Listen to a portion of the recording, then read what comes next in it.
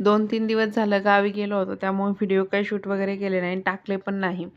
पण गावाला 2 दिवस जा नाही तर 1 दिवस जा, पण घरात इतका सगळा पसारा होतो ना आणि त्यात पोरं असल्यावर इतके खेळणे आवरावे लागतात ना, की बस.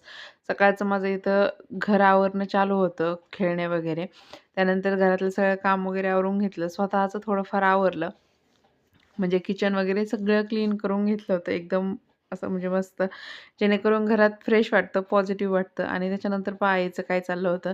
याला कोणी खेळायला, भांडायला भेटलं नाही, मग भिंती हाणीत होता. त्यानंतर इतके कपडे होते धुवायला, ते सगळे कपडे वगैरे धुतले आणि आता इथं मेकअप वगैरे करून मी स्वतः आहे ना, आता झोपायचं होतं मला, कारण की मला याला पुढं घेऊन झोपवावं लागतं, तेव्हा हा झोपी जातो.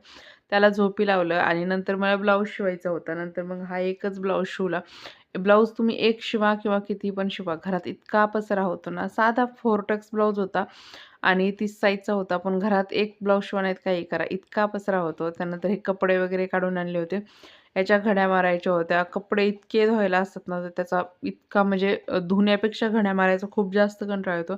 पण काम तर करावंच लागतं. थँक